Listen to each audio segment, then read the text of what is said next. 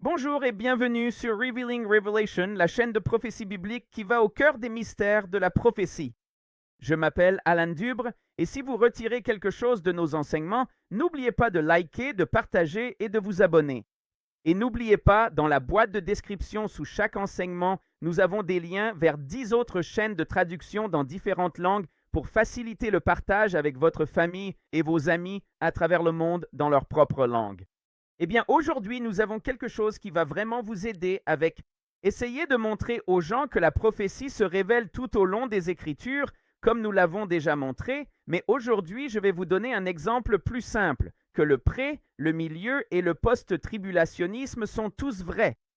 Je sais que nous avons déjà parlé de cela et montré plusieurs passages, mais parfois, pour pouvoir expliquer ces choses, il faut que les gens comprennent un certain niveau de profondeur qui se trouve dans les Écritures. Je voulais trouver quelque chose pour rendre cela aussi simple que possible, aussi simple que possible. Et c'est ce que je vais vous montrer aujourd'hui. Cela concerne la moisson.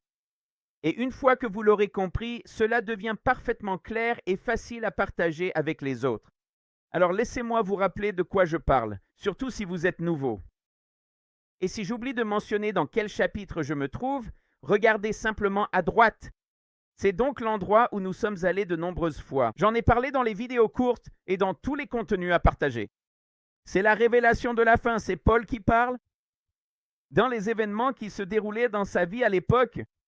Mais lorsque vous regardez au-delà de la surface des mots, surtout quand vous consultez la concordance de Strong, vous commencez à vraiment voir ce qui se passe réellement, ce qu'il nous dit prophétiquement à travers cela. Et vous voyez ici, dans 2 Corinthiens 12, il dit « J'ai connu un homme en Christ ». Regardez celui-ci aussi. Il dit « J'ai connu un tel homme ». Ce mot « tel » signifie comme du genre en quelque sorte. Donc celui-ci est en Christ. Celui-là ressemble un peu au premier que vous voyez. Donc il parle de lui-même, mais il y a des indices qu'il se passe autre chose ici, au-delà du fait qu'il parle simplement de lui-même. D'accord, et nous avons partagé cela de nombreuses fois au fil des années sur notre chaîne principale et même ici, sur la chaîne secondaire ces derniers mois. Mais écoutez ce qu'il dit. J'ai connu un homme en Christ il y a plus de 14 ans. Donc, ce sont ceux qui sont comme dans Romains chapitre 8. D'accord, ceux qui sont en Christ, remplis de l'Esprit, c'est le groupe du pré-tribulation. Ils sont liés à Luc, ils sont en Christ, remplis de l'Esprit, cherchant et recherchant avec diligence, veillant à l'attente du Seigneur. Et que dit-il? Qu'ils sont ceux qui ont été comme enlevés jusqu'au 3e ciel? D'accord, ce n'est pas l'enlèvement auquel tout le monde pense. Ça, c'est le deuxième. Alors écoutez bien ce qu'il dit. Il y a ce premier groupe dans une période appelée au-dessus, ce qui signifie une courte période de temps, plus de 14 ans, mais clairement moins de 15. Et il est dit que ce sont ceux qui ont été enlevés, comme lors d'un enlèvement, jusqu'au 3e ciel. Et puis il dit, « Et je connaissais un tel homme, comment il a été enlevé, celui-ci, au paradis. » C'est votre enlèvement avant la tribulation. Le premier, c'est l'enlèvement avant la tribulation, et il se produit pendant une période appelée au-dessus, avant que ne commencent les 14 ans. L'enlèvement vers le paradis correspond à l'enlèvement de la grande multitude au milieu de la tribulation que vous voyez dans l'Apocalypse chapitre 7, entre la fin du 6e sceau et le début du 7e. Cela va se produire lors de la 7e année des sceaux. Et ensuite, que se passe-t-il? Écoutez ceci. Verset 14. Voici, pour la 3e fois, je suis prêt à venir vers vous. Je ne vous serai pas à charge, car ce n'est pas ce qui est à vous que je cherche, mais vous-même. Car ce sont les enfants qui devraient amasser pour les parents, mais les enfants ne devraient pas amasser pour les parents. Mais les parents pour les enfants, d'accord? Les Juifs sont à la fin. C'était leur moment. Ils doivent affronter et souffrir jusqu'à la fin parce qu'ils connaissaient ces choses depuis des milliers d'années. Les enfants étaient ceux qui sont venus en premier, d'accord? C'est ce que cela veut dire ici. Donc il y a 3 temps. Nous venons justement de faire un enseignement, il y a quelques enseignements sur les 3 temps. Tout ce que vous voyez finit par se produire en 3. Et ce n'est pas différent avec pré, milieu et post. Donc, ce que vous avez, c'est un enlèvement pré-tribulation vers le 3e ciel, un enlèvement au milieu de la tribulation vers le paradis. Ces deux-là font partie du royaume de Dieu. C'est comme le parvis intérieur, c'est comme le parvis extérieur. C'est l'endroit où Jésus dit qu'il allait préparer une place et toutes ses demeures pour tout le monde. C'est l'endroit où il vient les recevoir lors de la 7e année des sceaux. Mais c'est lorsque le Seigneur sera revenu, les pieds posés sur le mont des Oliviers, tous ceux qui ont été emmenés, qui ont volé sur les ailes d'un aigle vers un lieu protégé pour les 3 ans et demi finaux. Quand le Seigneur aura terminé, il les recevra alors de nouveau. Donc, il ne s'agit pas ici de lui enlevant un groupe de personnes. Il s'agit du groupe de personnes qui sera là avec eux, ce règne millénaire de paix promis. D'accord, donc celui-ci est facile à voir, le pré, le milieu et le post. Mais certaines personnes ont un problème parce qu'elles n'arrivent pas à voir au-delà des mots de ce qui est simplement dit. Mais quand tu réalises que j'ai été enlevé, harpazo est le mot grec pour enlèvement et tu en vois un autre juste ici. Une fois le 3e ciel, ils sont tous les deux mentionnés, légèrement différemment. Ce n'est pas trop difficile à comprendre, mais je comprends que pour certaines personnes, elles ne veulent tout simplement pas le voir ou ne peuvent pas le voir. Donc je vais essayer de rendre cela un peu plus clair. Alors, quelle est cette image d'en haut et des 14 ans? Eh bien, laissez-moi vous la montrer. Voici l'un de nos graphiques appelé « Chapitres en année », où nous avons décomposé ces chapitres et montré dans ces livres les chapitres qui nous parlent, qui nous donnent des aperçus prophétiques sur la fin des temps. Et regardez ce que nous avons, voilà vos 50 jours. Puis 7 années de sceaux et 7 années de trompette à la fin des 7 années de trompette ou à la fin des 14 années de tribulation. On pourrait dire que c'est comme la 15e année, mais en réalité, c'est le jubilé. D'accord, parce que c'est la fin de 7, parce que c'est la 49e année, ce qui signifie que c'est la 50e et le début du règne millénaire. Alors, qu'est-ce que vous voyez? Vous voyez ce qui est au-dessus et nous avons des enseignements et avons décomposé ce qui est au-dessus comme étant 50 jours. Donc, vous avez la partie supérieure de 50 jours, puis vous avez 7 années de sceaux et 7 années de trompette avant le jubilé final. Alors, qu'est-ce que nous venons de montrer? Nous avons montré que le groupe qui part avant la tribulation vers le 3e ciel correspond à la partie supérieure. Donc, juste au début des 50 jours, ici, ceux qui partent avant la tribulation sont partis. Ensuite, vous avez 7 années de sceaux et la grande multitude du milieu de la tribulation va partir lors de la 7e année. Au milieu de la 7e année des sceaux se trouve la grande multitude du milieu de la tribulation. Et ensuite, le Seigneur revient au début de la 14e année. Il détruit, bat Satan et l'enchaîne pour 1000 ans, vaincre la bête et le faux prophète qui sont jetés dans l'étang de feu et tous les ennemis qui sont venus contre lui. Et lorsque la 14e année sera terminée, le Seigneur ramènera ceux-là, il proclamera le jubilé. Et ceux qui avaient été amenés dans le lieu du désert pour être protégés pendant les 3 ans et demi finaux de la tribulation des jugements des trompettes, il les ramènera maintenant.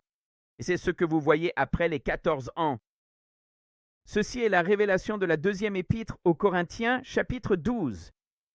Eh bien, il y a un autre passage, nous vous l'avons également montré. Deutéronome, chapitre 16. Il y a 3 fêtes du Seigneur. D'accord, la première de la fin des temps qui commence avec tous ceux qui montent là-haut. Au début de ces 50 jours, ils sont liés au véritable moment de la fête des semaines. Et ensuite, que se passe-t-il? Ensuite, vous avez les 7 jours des pains sans levain, d'accord? Les 7 jours de la Pâque qui correspondent au pain sans levain. C'est bien 7 jours, d'accord?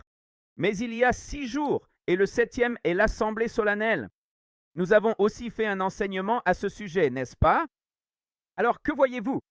6 jours comme 6 années de sceaux, puis la 7e année des sceaux, comme le 7e jour est l'assemblée solennelle, qui correspond au moment de la grande multitude à la mi-tribulation. Et ensuite, vous avez les 7 jours des tabernacles. Et comment fonctionnent les 7 jours des tabernacles? Les 7 jours des tabernacles correspondent à 7 années de jugement des trompettes. Et il n'y a pas d'assemblée solennelle pendant les 7 jours des tabernacles, tout comme pendant les 7 années des trompettes, la 7e année, ils ne sont pas ramenés. Cette 7e année des trompettes, qui est la 14e année de la tribulation, c'est le Seigneur qui apporte le jugement sur tous les ennemis. Ils ne sont pas ramenés avant le 8e jour des tabernacles.